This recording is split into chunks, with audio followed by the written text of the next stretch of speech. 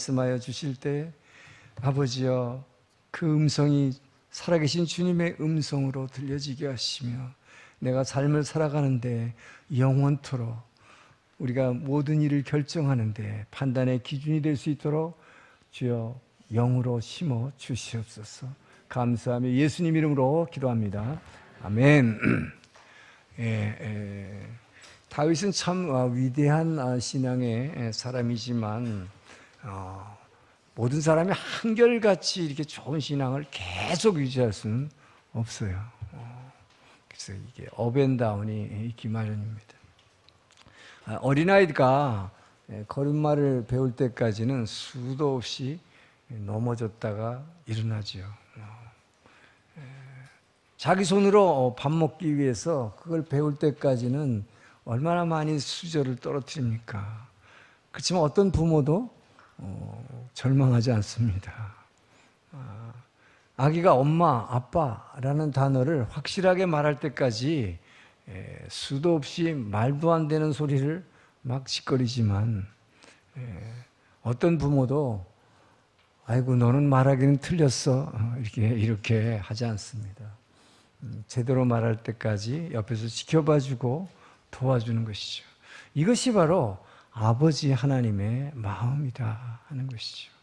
우리의 신앙이 성숙돼서 스스로 잘 걷고 뛰어갈 수 있을 때까지 우리는 쓰러지지만 수도 없이 쓰러지지만 우리가 스스로 일어날 수 없을 때 하나님께서는 우리를 일으켜 주심을 믿으시기 바랍니다. 그러나 우리의 신앙이 어느 정도 성숙했다면 다시는 그런 실수를 반복하지 않도록 우리가 최선을 다해야겠지만 자, 그럼에도 불구하고 우리 딴에는 신앙이 상당히 성숙했다고 생각했어요. 다윗을 보세요. 얼마나 신앙이 성숙한 사람이에요. 그런데도 불구하고 순간적으로 판단의 실수 한 번 잘못하니까 아주 깊은 고난의 늪으로 빠져들게 되는 것입니다. 자, 그렇기 때문에 실수해서 다시 빠져도 물론 하나님이 일으켜 주시는 것을 우리는 기대하지만 내 스스로도 내가 일어나도록 용기와 결단이 필요하다는 것이죠. 자, 오늘 본문에 나오는 다윗을 보면 자기 생명의 위기에 직면하니까 갑자기 두려움에 빠졌어요. 그래서 순간적인 판단에 실수를 하게 되는 것입니다. 근데 이 한 번의 실수가 엄청난 이제부터 숨도 쉴 수 없는 고난의 늪으로 빠져들어가게 돼요. 한 번의 실수로. 한 번 빠지면 어떻게 될까요? 스스로 빠져나가기가 어렵지요. 아이들이 길 가다가 넘어지면 어떡합니까, 여러분? 그래서 이제 좀 잘 걷게 되는 아이예요. 그런데 가다가 팍 넘어졌어. 그럼 어떻게 해요? 엄마, 아빠 하고 소리 지르죠. 뭐예요? 도와달라고. 여러분, 엄마, 아빠를 불러야 된다는 것입니다. 이렇게 여러분들도 쓰러질 때는 주님을 부르짖음으로 부르짖을 때 주님께서는 반드시 일으켜 주심을 믿으시기 바랍니다. 그러니까 주님이 도와주시지만 나도 일어나려고 스스로 할 때까지 하나님께서 우리를 일으켜 주신다 하는 것을 믿으라 하는 것이죠. 자, 오늘 본문을 통해서는 짧은 본문이었지만 우리 다윗의 실패를 반면교사로 삼아서 우리는 왜 판단의 실수를 하게 되는가? 한번 판단의 실수를 하면 깊은 늪으로 팍 빠져버려요. 자, 우리가 판단의 실수를 하게 되는 원인을 한번 살펴보기로 하겠습니다. 그리고 그러면 진짜 늪에 빠졌어. 그럼 이 끝인가 하는 것이 절대로 절망할 필요 없다 하는 것입니다. 반드시 빠져나올 수 있다. 어떻게 빠져나올 수 있는가? 오늘 말씀을 통해서 배우기를 주의 이름으로 축원합니다. 자, 1절 2절의 말씀을 다시 한번 읽겠습니다. 시작.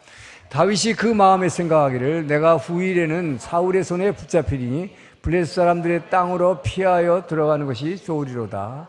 사울이 이스라엘 온 영토 내에서 다시 나를 찾다가 단념하리니 내가 그의 손에서 벗어나리라 하고 다윗이 일어나 함께 있는 사람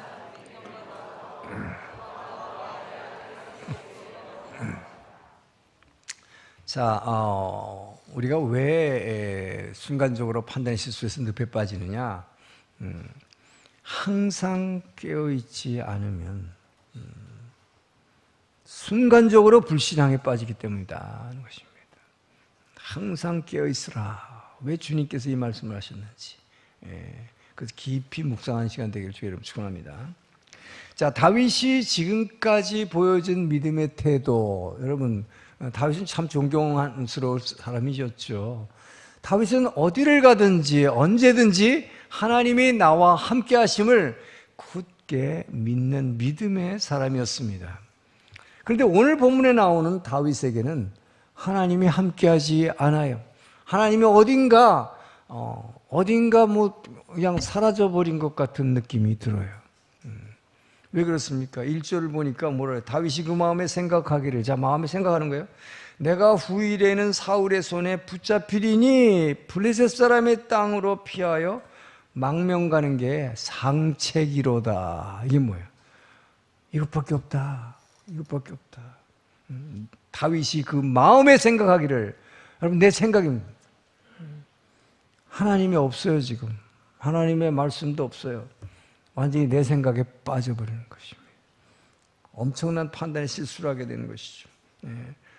자, 블레셋 사람의 땅에 들어가면 사울이 더 이상 쫓아올 수 없다 생각한 것입니다. 하나님 잊어버렸어요. 내 생각과 지금 경험을 의지하는 것이죠.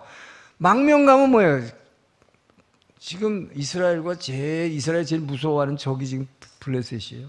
블레셋으로 망명해버리면 절대로 쫓아올 수 없죠. 안전할 것입니다.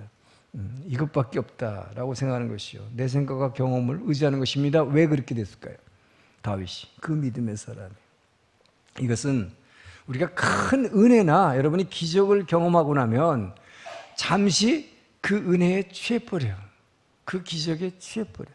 그래서 잠깐 방심하는 사이에, 잠깐 기도를 쉬는 사이에 순간적인 판단에 실수를 하게 된다. 순간적인 불신앙에 빠져버린다는 것입니다. 순간적인 불신앙에 빠지는 순간 아주 이상한 판단을 해버리는 거예요. 내 생각대로 해버리는 거예요. 하나님의 말씀은 어디 가버렸어요. 하나님도 어디 가버렸어요. 그러나 그 결과는 엄청난 결과를 가져온다는 것입니다. 자, 구체적으로 어떻게 됐습니까? 다윗이 얼마 전에 엔게디 동굴에 숨어 있을 때 사울 왕이 혼자 들어왔어요. 3,000명 병력을 데리고 지금 쫓아다니고 있는데 혼자 들어왔어요. 용변을 보러 왔기 때문에 뭐 갑옷이고 뭐고 무기고 다 버리고 그냥 혼자 들어왔어요. 이 절호에 복수할 수 있는 찬스였죠. 이게 뭐예요? 하나님이 주신 은혜입니다. 이 기적을 체험한 거죠. 어떻게 이런 일이 있을 수 있을까? 나는 막 죽을까 봐 지금 맨날 피해서 도망 다니고 있는데 이런 은혜가 어디 있는가? 이 기적이죠. 그런데 그때도 또 뭐예요? 하나님의 은혜를 주셔서 용서해주고 살려주는. 생각을 해보세요, 여러분. 일개 목동했던 사람이 왕이 자기를 죽이려고 쫓아다녔는데 자기가 왕을 죽일 수 있는데 살려줬다. 얼마나 승리감에 도취했을까. 하나님 기적을 체험한 거죠. 자, 그때 용서해주고 살려줬더니 사울이 뭐라 하냐면 막 울면서 뭐라고 그랬냐면, 너 참 훌륭하다. 너 정말 대단한 사람이다. 내가 다시는 너를 쫓아다니지 않을게. 다시는 너를 죽여가지 않을게 맹세했어요. 근데 지금 어떻게 됐습니까? 지난주에 광야에 다시 3,000명의 병력을 데리고 나타났는데 얼마나 무서웠을까요? 다시는 안 쫓아오겠다고 약속한 사람이, 눈물까지 흘렸던 사람이.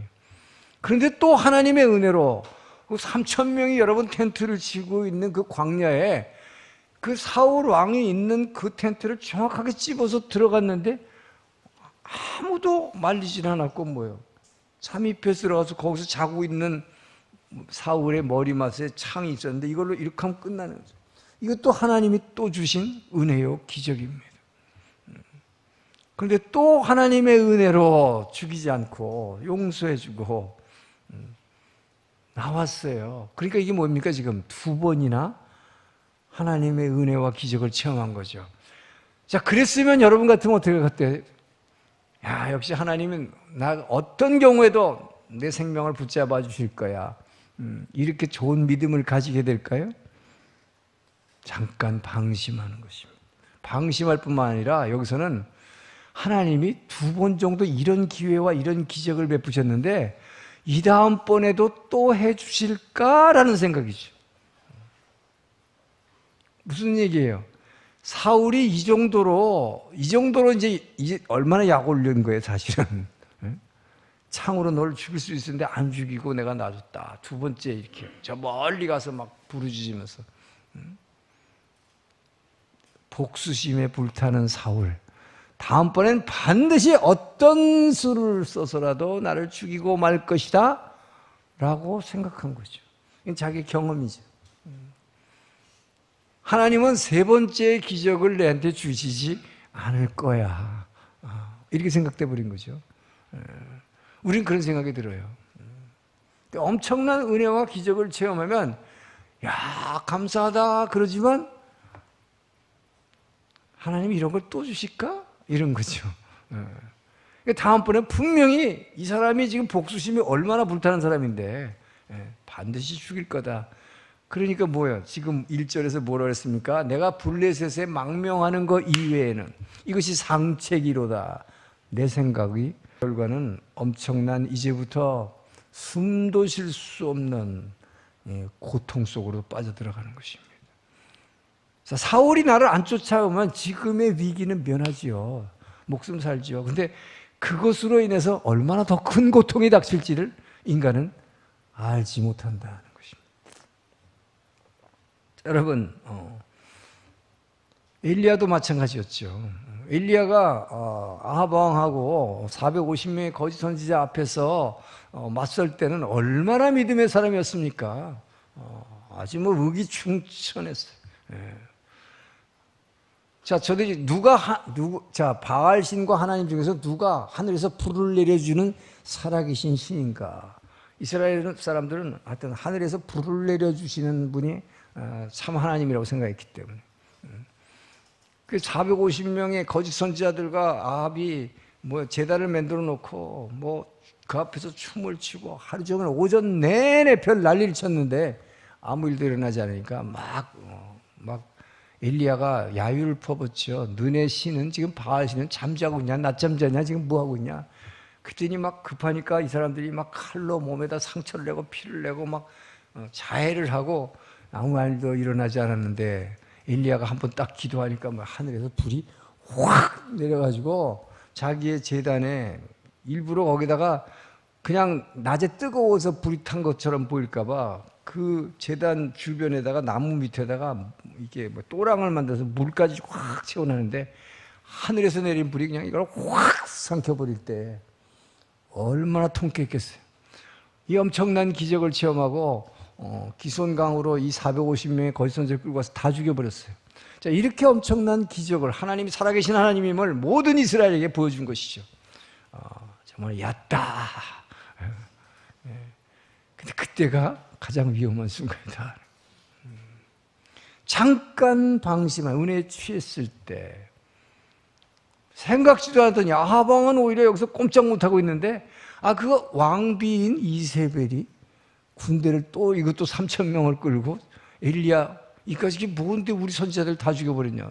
내가 엘리야를 죽여버리겠다고 쫓아오니까 갑자기 이 죽음이라는 두려움, 여러분 한 번에 이렇게 잠깐 영적으로 방심할 때 이 두려움이 사단은 우리를 죽음의 두려움으로 확 위협하면 여기서 너무 두려워지니까 어떻게 해요?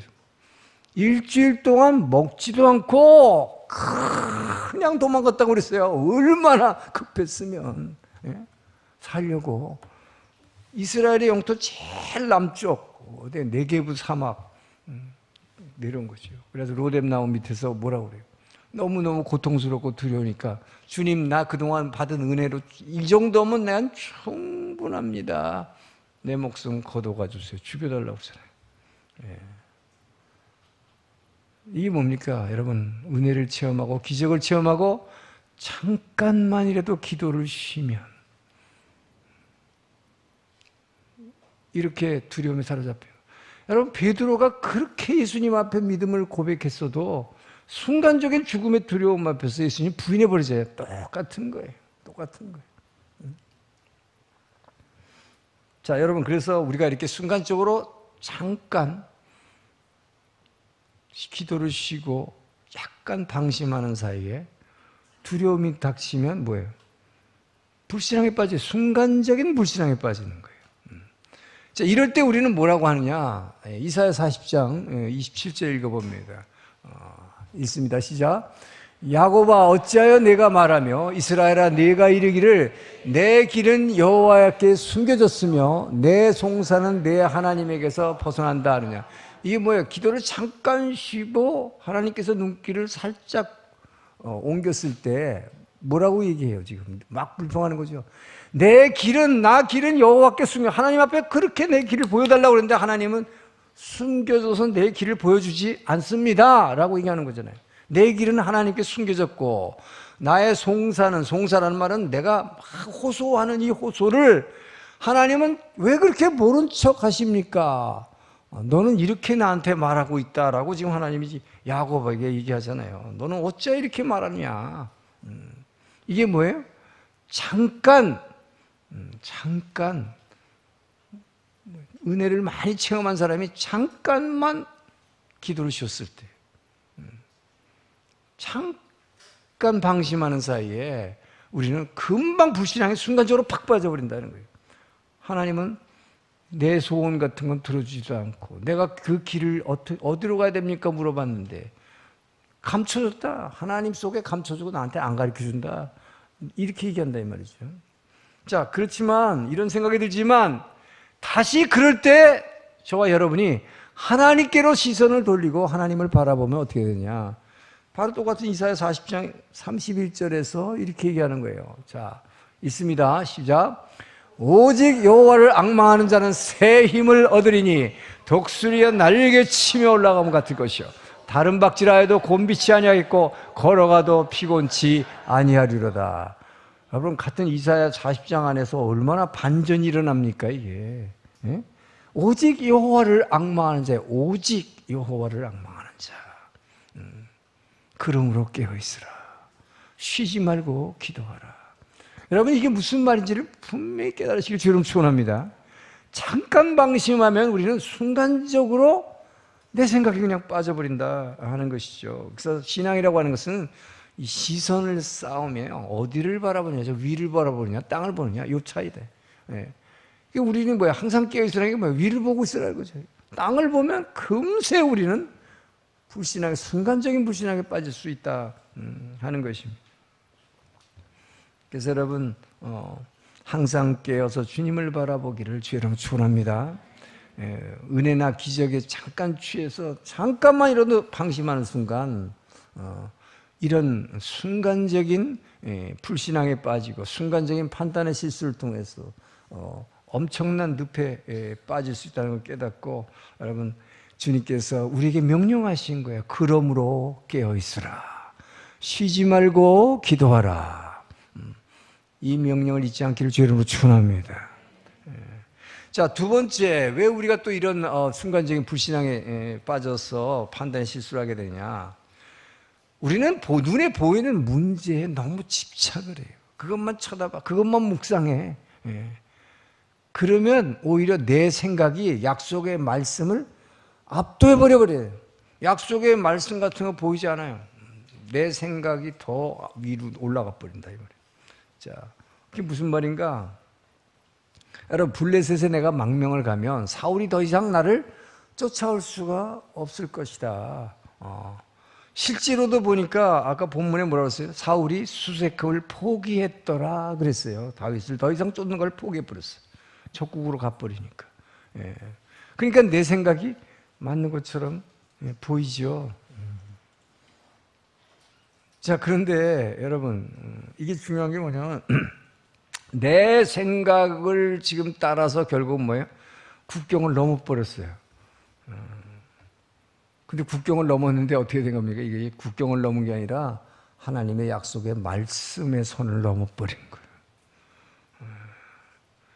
이게 한참 전에, 한 10년 전에, 지금부터 한 10년 전에 무슨 일이 있었습니까? 다윗이 노베 성소에 가가지고 아히멜렉 제사장에서 도움을 받았을 때 어쩐 일이 있었어요? 사울 왕이 그 성소를 습격해가지고 도와준 제사장, 모든 제사장 85명과 가족들을 완전히 다 학살해버렸잖아요.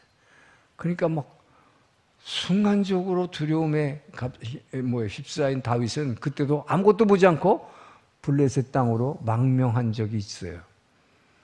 자, 그때 망명했을 때 하나님께서는 바로 가드 선지자를 통해서 이 땅에서 다시 돌아가라고 말씀하셨습니다. 사무엘상 22장 5절 봅니다. 시작. 선지자 갓이 다윗에게 이르되 너는 이 요새에 있지 말고 떠나 유다 땅으로 들어가라. 다윗이 떠나 헤레스풀에 이르래. 이거 뭐예요? 그때는 금세 순종했어요. 그래서 금세 순종했어요. 다윗은 블레셋 땅에 있으면 안 되는 사람이에요. 왜요? 지금 이렇게 죽음의 고통을 받고는 있지만 이 사람은 뭘로 기름 부음을 받은 사람입니까? 이스라엘의 왕이 될 사람이에요. 하나님은 이미 이스라엘의 왕으로 세웠어요. 그러나 지금의 이 고통의 기간을 통해서 진짜 왕으로서의 그릇을 만들어가는 중인데 이 고통이 어렵다고 그리고 도망가 버리면 끝날 것 같지만 더 큰 고난이 있다는 말이에요. 더 큰 고난 정도가 아니라 하나님의 약속의 말씀을 벗어나 버린다. 하나님의 약속의 선을 벗어나 버린다. 그 얘기 무슨 얘기입니까? 다윗이 어떤 사람이에요, 여러분? 다윗이 이스라엘의 왕이 되어야 하나님께서는 뭐예요? 다윗의 자손으로 오실 메시아, 다윗 왕의 자손으로 오실 메시아. 그래서 예수님을 십자가에 달 때도 뭐라서 네가 유다의 왕이냐라고 빌라도가 물어보잖아요. 왜? 끊임없는 예언이 유다 땅에 왕으로 오셔야 되기 때문에. 그 다윗 왕의 자손으로 오셔야 되는데 적국으로 망명. 여러분 생각해 보세요. 대한민국에서 대통령 되겠다는 사람이 북한에 망명을 해보세요. 그 사람이 절대 다음에 대통령이 될 수 있나? 그 얘기를 하는 거예요. 그래서 너는 여기 땅에 있으면 안 된다. 빨리 돌아가라. 선지자를 통해서. 근데 지금 뭡니까 이제? 이제는 아주 그냥 완전히 짐 다 챙기고 망명을 결심하고 간 거예요. 이건 늪에 빠지는 것입니다. 그때하고는 지금 너무 달라졌어요. 하나님의 약속의 성취가 물거품이 돼버리는 것입니다. 큰일 나는 거예요. 자, 그래서 성경은 뭐라고 얘기합니까? 고린도서 4장 6절 읽습니다. 시작. 형제들아, 내가 너희를 위하여 이 일에 나와 아볼로를 들어서 본을 보였으니 이는 너희로 하여금 기록된 말씀 밖으로 넘어가지 말라 한 것을 우리에게서 배워 서로 대적하여 교만한 마음을 가지지 말게 하려 함이라. 내 생각에 블레셋의 망명을 가는 게 상책이라. 이 길밖에 없다. 내 생각을 따라가 말씀의 선을 넘어가 버렸다. 여러분, 바로 믿음의 조상 아브라함도 그랬어요. 우리는 이런 걸 통해서 성경에서 사실 많은 위로를 받을 수 있어요. 나만 이렇게 올라갔다 내려갔다 하는가? 그렇지 않다는 것이죠.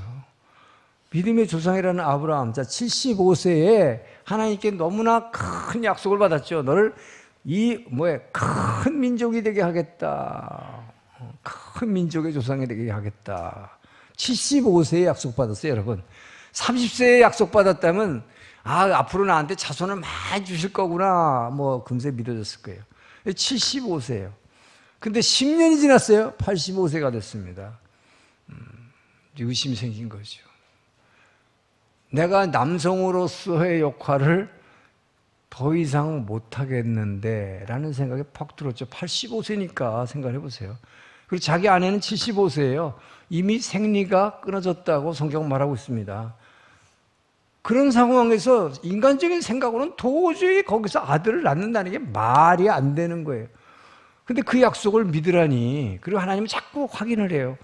그러니까 이 10년이 지나고 나서 85세 됐을 때는 자기 아내가 도저히 이건 말도 안 되는 거니까, 그러나 당신 몸에서 나온 사람이 돼야 된다고 그랬으니까 내 여종 하갈을 데리고 애기 낳으라고. 그래가지고 애를 낳은 게 누구예요? 이스마엘이죠. 그 이스마엘을 낳은 결과가 뭡니까? 그 한순간의 판단의 실수죠. 그것이 오늘날 아랍인들의 조상인 이스마엘을 낳음으로써 아브라함이 오늘날까지 이 세계 평화의 분쟁의 씨앗이 뭡니까? 중동 분쟁, 이스라엘과 아랍의 분쟁 끊이지 않고 있잖아요. 우리의 한 번의 판단의 순간적인 실수가, 한 번의 불신앙이 엄청난 결과를 가져온다 하는 것을 성경은 지금 말하고 있는 것입니다. 자, 여러분, 그렇기 때문에 여러분의 보이는 문제를 묵상하지 말고 문제를 계속 보고 있으면요, 내 생각이 앞서버려요. 말씀을 앞서버려요. 하나님 말씀 벗어나게 됩니다. 문제를 묵상하지 말고 하나님의 약속의 말씀을 붙잡고 기도함으로 여러분의 문제가 해결됨을 믿으시기 바랍니다. 자, 세 번째 우리가 또 이렇게 순간적으로 판단 실수하게 되는 게 뭐냐? 기도 응답에 너무 집착하면 그렇게 되는 거야. 기도 응답에 너무 집착하면 뭐야? 조급해지잖아요. 왜 빨리 안 이루어지냐? 자, 다윗은 뭡니까? 지금 사울을 계속 죽일 수 있었지만 사울에 대한 복수를 하나님께 맡겼어요. 그렇죠? 하나님께 다 맡겼습니다. 하나님 해주세요. 그 정도 했으면 하나님이 이제 알아서 사울을 그냥 쫓아다니지 못하게 하든지 아니면 사울을 진짜 없애버리든지 하나님이 좀 그 정도 해주셔야 되는 거 아니에요, 여러분? 조급해진 거죠. 이제 더 이상 그런데 뭐예요? 하나님이 나를 지켜줄 것이라는 생각을 순간적으로 잊어버리는 거죠. 그러니까 어떻게 해요? 내 생각대로 그냥 에이, 망명 가는 게 최고지. 그럼 더 이상 쫓아올 수가 없잖아. 이렇게 돼버린다 이거예요. 이게 뭡니까? 내가 그렇게 다윗은 그렇게 시편을 통해서 하나님께 한날 고백하고 찬양했는데, 그러니까 하나님은 내 기도에 응답해 주지 않는다는 생각이 순간적으로 들었을 거예요. 더군다나 여러분, 진짜 현실적으로 생각해 보면요, 다윗이 단지 자기 목숨 하나 때문에 그랬을까? 그것도 중요했지만 지금 600명이라고 하는 용사들이 지금 따라 붙어 있는데 그의 가족들 해가지고 지금 전부 몇 명이나 될까요? 한 2,000명은 됐을 거예요. 그죠? 한 600명의 가족이라면 이 2,000명을 여러분, 이걸 데리고 사울이 왕이 몇천 명의 군사를 데리고 매일같이 쫓아다니는데 도망 다니는 것도 죽을 지경인데 먹여 살리는 건 더 힘들었다. 그게 바로 지난번에 나왔잖아요. 먹여 살리는 문제. 그래서 부자 나발한테 갔다가 얼마나 묵사발을 당했어요. 그러니까 더 이상 하나님 어쩌란 말입니까? 내가 더 이상 이 사람들을 끌고 내가 이 땅에서 이 사울이 다스리는 이 이스라엘 땅에서 내가 어떻게 살아가란 말입니까? 그러니까 아까 야곱이 했던 고백처럼 되잖아요. 나의 길은 하나님께 숨겨져 버렸습니다. 내가 호소하는 것은 하나님이 아는 척도 안 해주십니다. 이렇게 말하게 되는 거죠. 자, 그래서 우리는 그 응답이 바로 아닌지를 든다고 생각해요. 성경은 뭐라고 얘기하면 베드로후서 3장 8절에서 9절의 말씀 봅니다. 시작. 사랑하는 자들아, 주께는 하루가 천년 같고 천년이 하루 같다는 이 한 가지를 잊지 말라. 주의 약속은 어떤 이들이 더디다고 생각하는 것 같이 더딘 것이 아니라, 자, 이 부분을 다시 한번 보세요.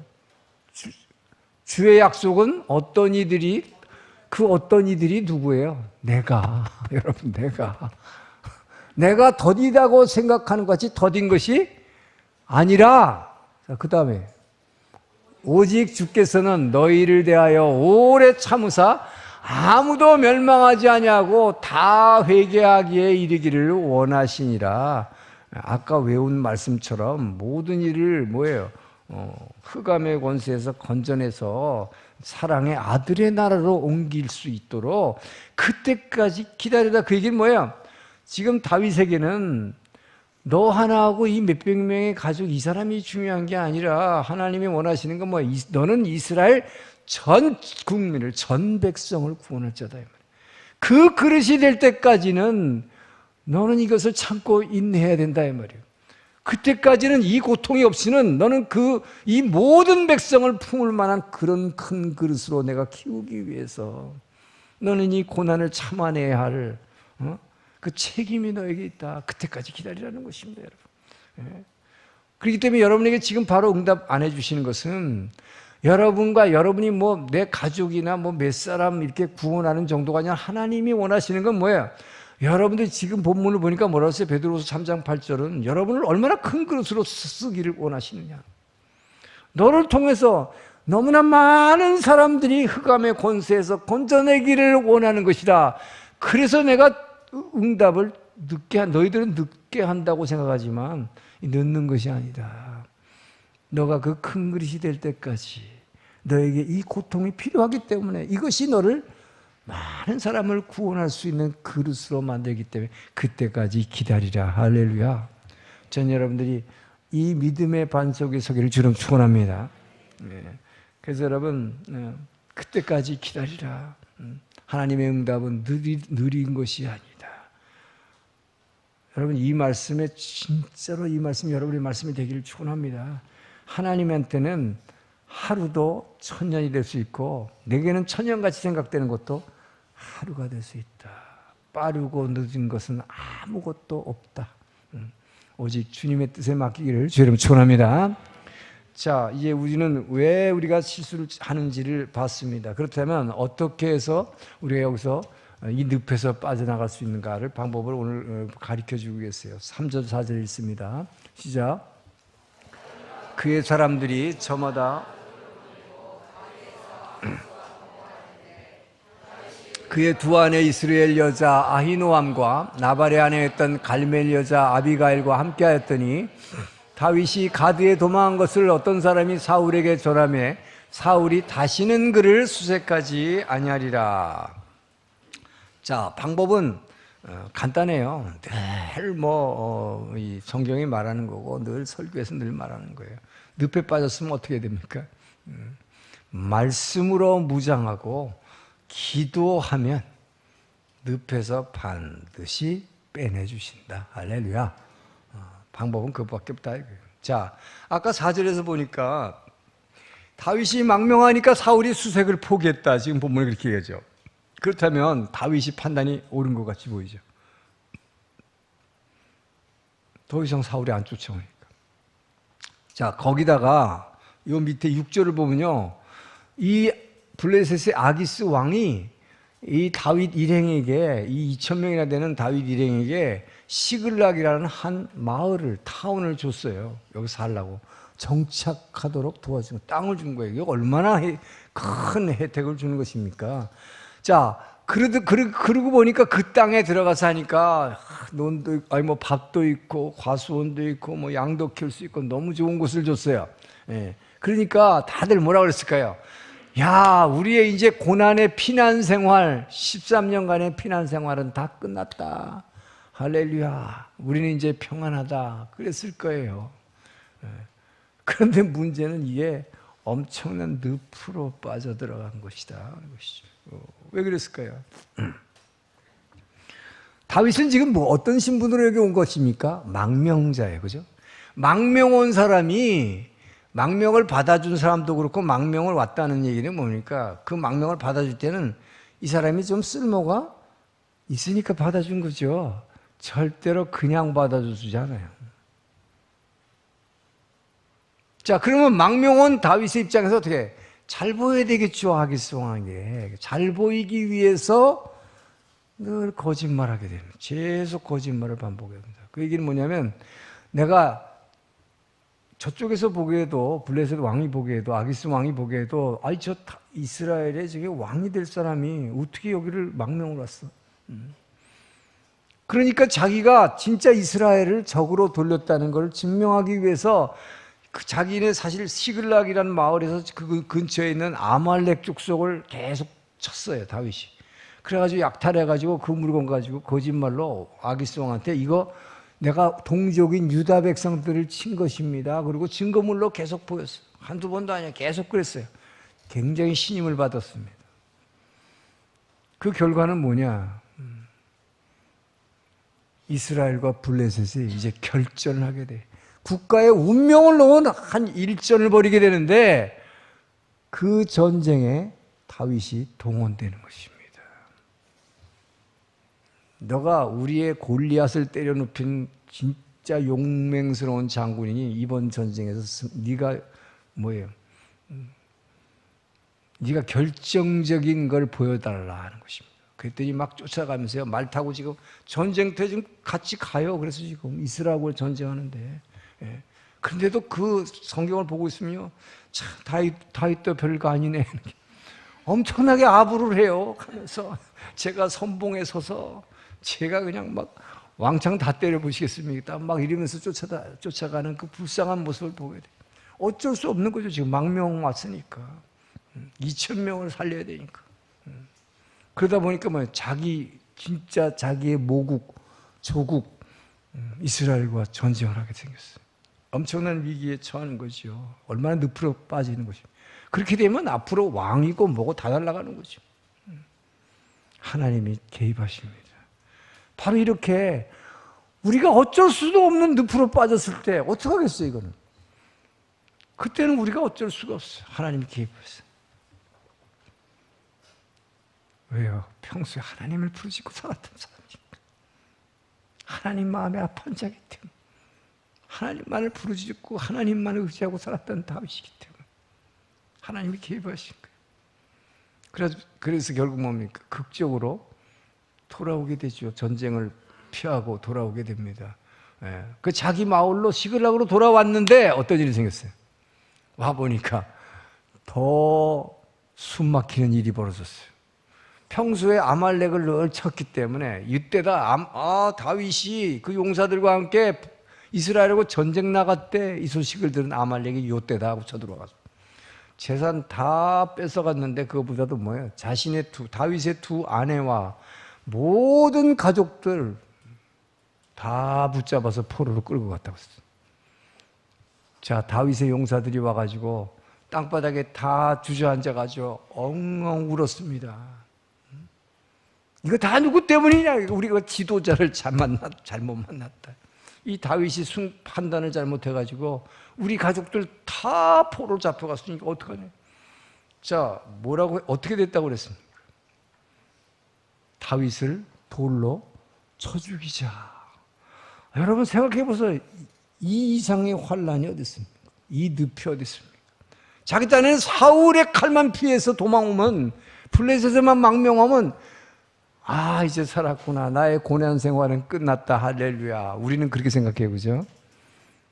그러나 그 판단이, 내 생각을 따랐던 이 판단이 얼마나 늪으로 빠진 것인가.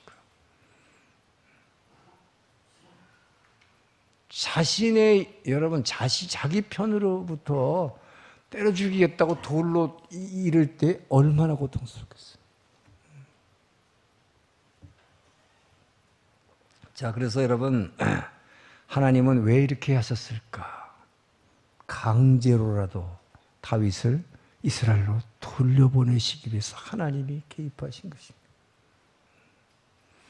자, 그렇기 때문에 늪에 빠지면 스스로는 어떻게 할 수 없으니까 하나님이 극적으로 개입하시는 수밖에 없어요. 하나님이 개입하시는 거예요. 그래서 뭡니까? 전쟁터로 지금 같이 타고서 가고 있는데 하나님이 개입하셔가지고 블레셋의 장군들의 마음을 하나님이 막 움직여버렸어요. 그러니까 블레셋 장군들이 아기스 왕에게 절대 안 됩니다. 이 사람 데려갔다가, 이 사람은 굉장한 장군인데 만약에 전쟁터에서 마음이 바뀌어져가지고 우리한테 화살을 돌리면 우리는 큰일 납니다. 맹반대에 부딪혀가지고 결국 뭐예요? 이스라엘과의 전쟁을 피하게 되죠. 그러고 나서 돌아왔을 때에도 만약에 여러분 아말렉이 쳐들어와서 이 가족과 복수한다고 가족들을 갖다가 다 여인들과 아이들을 칼로 쳐 죽였으면 어떻게 됐을까요? 끝났죠. 그러면 진짜 다윗이 돌 맞아서 죽었을 거예요. 그런데 하나님의 개입은 뭐였습니까? 그들을 죽이지 않고 생포해서 다 그냥 포로로 끌고 갔기 때문에 다윗이 쫓아가서 다 구출할 수가 있었던 것이다. 할렐루야. 하나님의 개입이다. 우리가 어쩔 수 없을 때 하나님이 개입하신다. 우린 늪에 빠졌지만 하나님이 일하신다. 자, 여러분, 다윗이 결국은 자기 스스로 자기 생명을 구하기 위한 자기 생각에 빠져서 판단에 실수를 해서 늪에 빠졌어요. 예. 결국은 뭐에 의해서 판단의 실수를 한 겁니까? 자기가 판단의 실수는 결국 어떻게 한 겁니까? 하나님이 임재하시는 이 이스라엘 땅을 결코 다윗은 떠나서는 안 되는 거예요. 이 땅을 떠나서 그것이 상책이로다. 그곳에 망명하면 더 이상 나를 쫓아오지 못할 거니까. 결국 뭐예요? 내 생각이 하나님의 약속의 말씀을 압도해버려. 그 결과는 엄청난 재난을 지금 가져온 것이죠. 자, 그래서 결국은 이것은 저와 여러분도 마찬가지예요. 여러분들이 잠시라도 정말 하나님께서 눈을 떼고 방심하는 사이에 여러분의 목숨의 위협을 느끼면 우리는 조급해집니다. 하나님은 보이지 않아, 눈에. 그렇죠? 눈에 보이는 건 문제만 보여요. 그러면 굉장히 위험해져요. 그럼 어떡하겠어요? 우리의 생각을 확 따라가 버리는. 그러면 이렇게 늪에 빠져 있는 거예요. 여러분도 그럴 때가 있죠. 그래서 이렇게 두려움에 빠졌을 때 하나님은 안 보이고 내 생각대로 해버려요. 그 결과 늪에 빠지면 어떻게 됩니까? 하루하루가 너무너무 힘든 거죠. 하루하루 너무 힘들어요. 내 생각대로 그냥 해버리는 결과가. 내 인생은 이제 이것으로 끝나버리는가. 예를 들어서 큰 병이 걸렸다든지, 아니면 뭐 가게가 망해버렸다든지, 직장에서 갑자기 어느 날 쫓겨났다든지. 황당한 거지. 여러분이 뭔가가 잘못 판단을 한 결과 그런 일이 일어났다면 그때는 어떻게 하겠습니까? 자, 그럴 때 내 인생은 이대로 끝나는가? 그러나 성경이 말하는 것은 바로 그때가 하나님의 구원의 때요, 하나님이 여러분의 인생에 개입할 때임을 믿으시기 바랍니다. 이것이 바로 사무엘상 30장 6절이 말하고 있는, 사무엘상 30장 6절 있습니다. 시작. 백성들이 자녀들 때문에 마음이 슬퍼서 다윗을 돌로 치자 하니 다윗이 크게 다급하였으나 그의 하나님 여호와를 힘입고 용기를 얻었더라. 자, 이게 뭐예요? 돌로 치자고 그러니까 크게 다급하였다. 아, 이제 내 인생 끝났구나. 이것으로 내 인생은 여기서 다 끝이네. 지금까지 하나님과 동행했던 삶이고 뭐고 이제 다 끝났구나 하고 있을 때 뭐예요? 어떻게 했다고 그랬어요? 하나님을 의지하여 다시 일어났더라. 자, 성경 본문은요, 하나님을 여기서 다윗이 어떻게 구체적으로 의지하고 일어났는지 설명은 안 하고 있어요. 근데 저는 이것을 분명히 이렇게 봅니다. 그가 평소에 다윗이 시편을 통해서 고백하고 있는 거예요. 분명히 이 순간에, 그 순간에 다윗에게는 시편 18편 2절을 그냥 그대로 그 말씀이 퍽 튀어나왔을 거예요. 시편 18편 2절이 뭡니까? 여호와는 나의 반석이시여, 나의 요새시여, 나를 건지시는 이시여, 나의 하나님이시여, 나의 구원의 피할 바위시여, 나의 방패시여, 나의 구원의 뿌리시여, 나의 산성이로다. 여러분, 이 말씀이 그대로 나왔을 거예요. 지금 뭐예요? 돌을 던지기 직전이에요. 그럴 때 무릎 꿇고 그냥 눈 감고 어떻게 했을까요? 여호와는 나의 방패시여, 나의 요새시여, 내가 내 몸을 피할 나의 피난처시여, 나의 하나님이시여, 나의 구원해 주십니다. 나는 그 하나님만을 바라봅니다. 바로 이때 나왔을 게 그 찬송일 거예요. 살든지 죽든지 뜻대로 하소서. 분명히 그렇지 않았겠습니까? 여러분, 이 말씀이 없었다면 다윗이 하나님을 의지하여 다시 일어섰더라. 저는 여러분들에게 여러분이 처한 환경 가운데서 여러분을 괴롭히는 그 환경에 합당한 그 말씀을 여러분 가운데 가지고 있기를 주 여러분 축원합니다. 이것을 위해서도 지금 우리 성경 암송 이 캠페인에 참여하기를 주 여러분 축원합니다. 여러분이 성경 말씀을 이 안에 가지고 있지 않으면요, 이렇게 급할 때 일어날 수가 없는 거예요. 그냥 거기서 무너져 버리는 거예요. 그냥 끝나는 거예요. 우리에게는 항상 이런 위기가 있어요.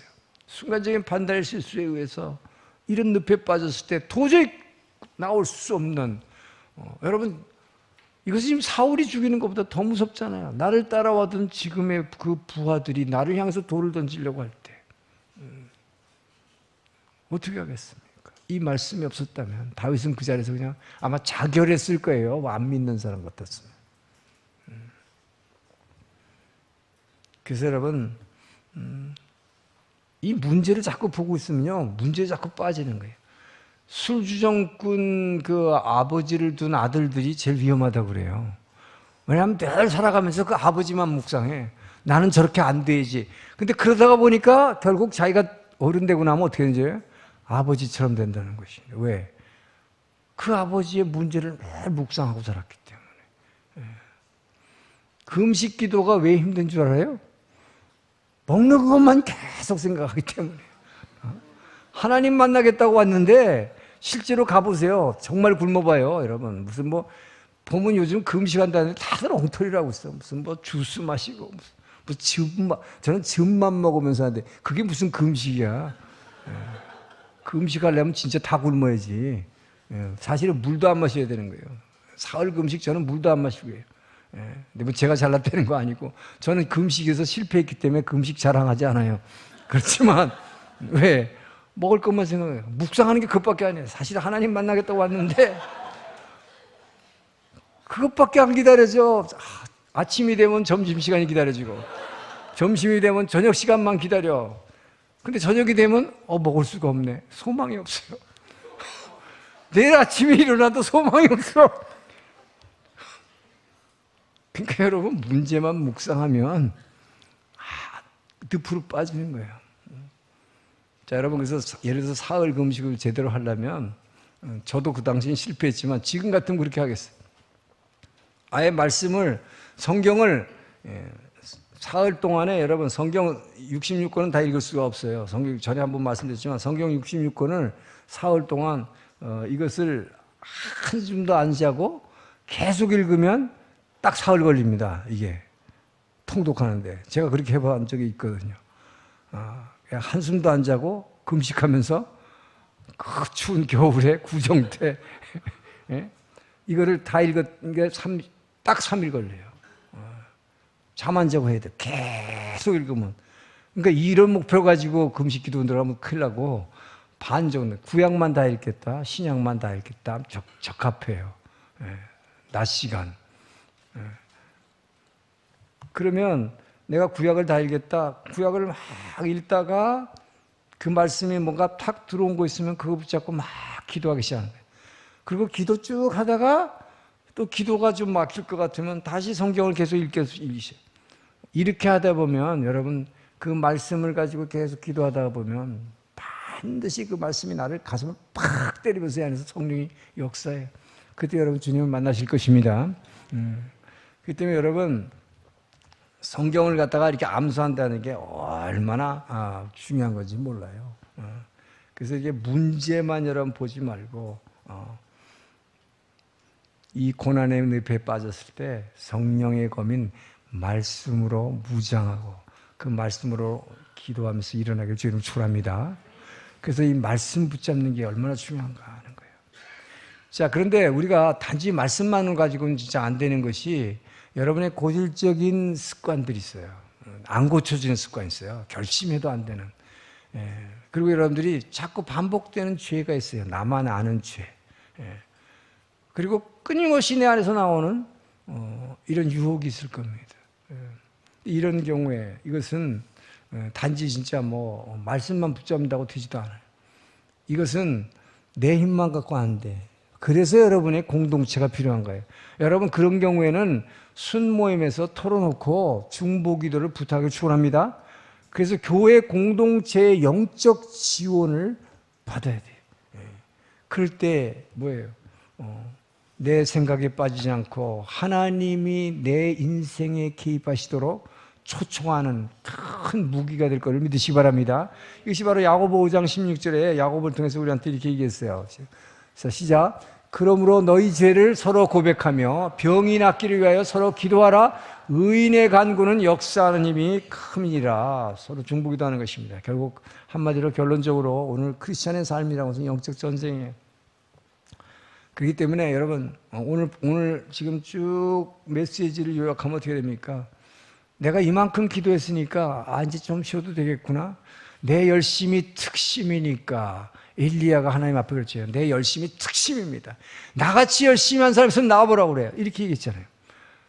그래갖고 나밖에 살아남은 사람이 없습니다. 아합이 하나님 믿는 사람 다 죽였는데 나만 살았어. 나 같은 열심히 있으면 나와보라고 그랬어요. 그랬더니 하나님 뭐라고 그랬어요? 너 말고도 7천 명이나 있다. 우리는 흔히 나밖에 없다고 생각할지 몰라요. 그렇지 않다는 것입니다. 여러분, 그래서 내가 이제 좀 쉬어도 되겠다. 그렇지 않아요. 그렇기 때문에 쉬지 말고 기도하라. 너희가 요만큼이라도 틈을 주면 잘못 판단하고 불신앙에 빠질 수 있다라고 끊임없이 성경은 말하는 거예요. 왜 그럴까? 자, 본질적인 오늘의 결론이에요. 우리의 생각은, 여러분 생각은 어디서 합니까? 이걸로 합니까? 근데 우리는 뭐라 해요? 마음의 생각이라 그러죠. 뇌가 생각하는 것 같은데 우리 마음에서 모든 생각을 컨트롤하고 있어요. 이 생각은 우리 마음 가운데 있어요. 마음은 어디 있습니까? 우리의 육신의 가운데 있어. 근데 이 육신이라는 게 뭐예요, 이게? 우리의 욕망으로 꽉 차 있는 게 육이에요. 이 육 속에 내 마음이 있고 그 안에서 뭐 생각을 해. 그럼 그 생각이 어떤 생각일까? 자, 예레미야 17장 9절을 봅니다. 있습니다. 시작. 만물보다 거짓되고 심히 부패한 것이 마음이라 누가 능히 이를 알려. 뭐가 제일 부패하고 거짓이 됐다고요? 인간의 마음, 우리의 생각. 여러분, 이 생각을 뛰어넘는 말씀으로 무장하고 기도함으로 성령께서 하라 하면 하고 성령께서 하지 말라 하면 순종하기를 주의 이름으로 축원합니다. 순종하면 축복받는다는 성경의 일관된 말씀, 이 약속의 말씀에 순종하기를 주의 이름으로 축원합니다. 기도하겠습니다. 좋으신 하나님 감사합니다. 아버지여, 우리는 늘 넘어지고 엎어지지만, 늪으로 빠지지만 아버지여, 주의 약속의 말씀이 있음을 감사드립니다. 그 말씀을 의지하여 주님 앞에 부르짖을 때 반드시 늪에서 건져주시는 구원의 하나님, 나의 반석이시오, 나의 요새시오, 나의 피난처 되시는 주님을 찬양합니다. 그 주님을 의지하고 날마다 승리할 수 있도록 도와주시옵소서. 감사하며 예수님 이름으로 기도합니다. 아멘. 일어나서 봉헌 찬양하겠습니다.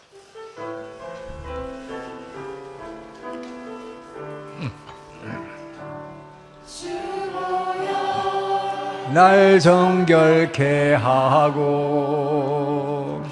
주 보혈 날 자유케 하니 주 앞에 나 예배하느니 시간 나의 모든 것을 주께 드리네.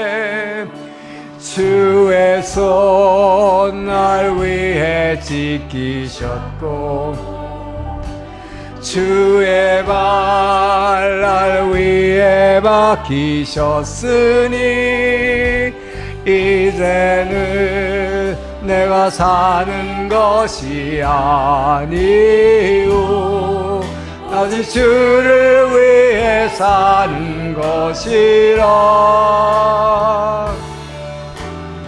주의 손에 너의 손을 보내고 또 주의 발에 나의 발을 포개어 주와 함께 죽고 또 주와 함께 살리라. 영원토록 주 위에 살리라. 주의 손에 나의 손을 포개고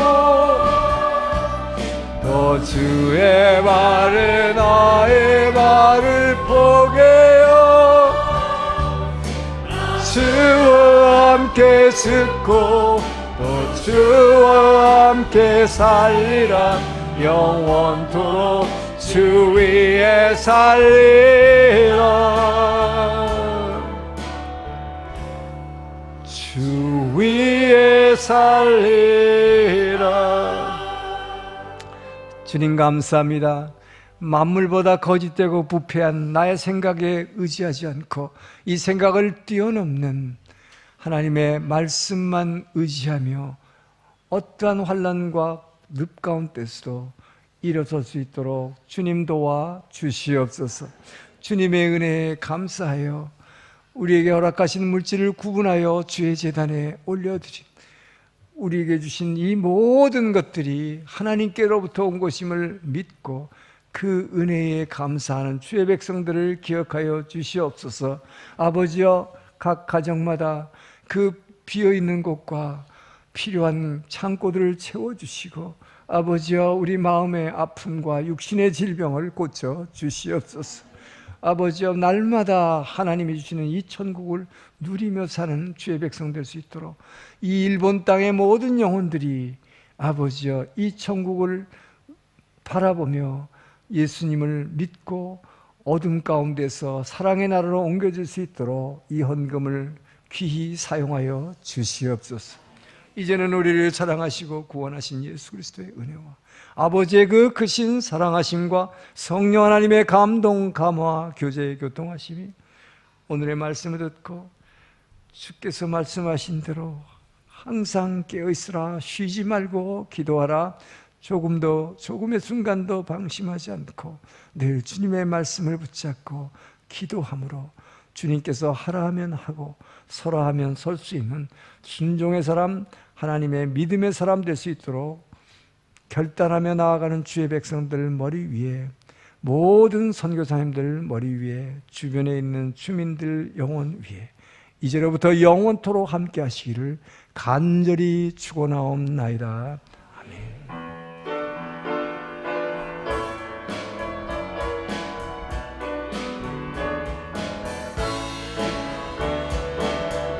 살아계신 주, 나의 참된 소망, 걱정 근심 전혀 없네. 사랑의 주, 내 발길도